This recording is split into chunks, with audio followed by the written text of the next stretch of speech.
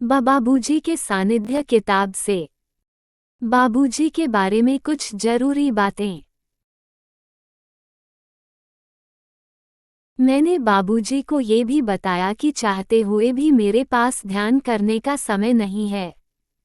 मैंने उन्हें अपनी दिनचर्या बताई। मैं 10 बजे ऑफिस जाता हूँ, शाम को 6 बजे टेनिस खेलने जाता हूँ और रात को 9 बजे भोजन करने के बाद ताश खेलने के लिए क्लब चला जाता हूँ। फिर वहाँ से रात को 2 या 3 बजे वापस आता हूँ, इसलिए सुबह देर से उठ पाता हूँ। यही दिनचर्या पिछले 10-15 सालों से चली आ रही है। अब आप ही बताइए कि इसमें ध्यान करने के लिए समय ही कहाँ है। बाबूजी बोले, आप तो वाकई में बहुत व्यस्त हैं। मैंने उनके चरण छूकर यह निवेदन किया, आप मुझे यह आदेश दें कि मैं रात में क्लब जाना व ताश खेलना छोड़ दूं। भले ऐसा करना मेरे लिए मुश्किल होगा, लेकिन हो सकता है कि आपके कहने का प्रभाव पड़ जाए और मैं वहां जाना छोड़ दूं। कई बार अनुरोध करने के बावजूद भी बाबूजी ने इस प्रकार के आदेश देने से मना कर दिया।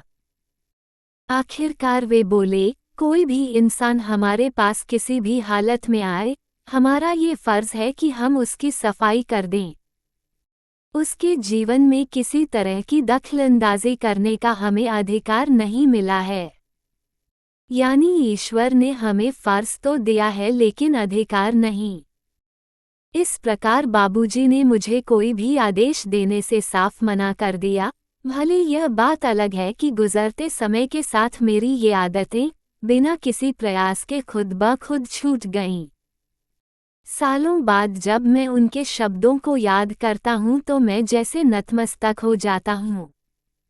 उनकी यह बात जितनी सादगी भरी थी उतनी ही मार्मिक भी थी। काश हर किसी के प्रारब्ध में उनसे मिलना लिखा होता। Something important about Babuji from the book, In Babuji's Presence. I also told Babuji that I don't have time to meditate even if I want to. I told him my daily routine. I go to office at 10 o'clock, go to play tennis at 6 in the evening, and after having dinner at 9 in the night I go to the club to play cards. Then I return from there at 2 or 3 in the night, that is why I get up late in the morning.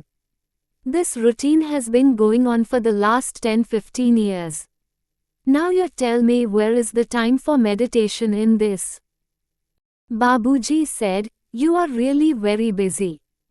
I touched his feet and requested, please order me to stop going to the club and playing cards at night.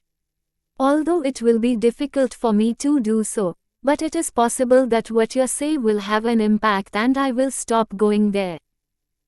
Despite requesting several times, Babuji refused to give such an order. Finally he said, any person who comes to us in any condition, it is our duty to clear his wounds. We have no right to interfere in his life. That is, God has given us the duty but not they. Right, thus Babuji clearly refused to give me any orders, although it is a different matter that with the passage of time, these habits of mine left me automatically without any effort. Years later, when I remember his words, I feel as if I bow down in front of him.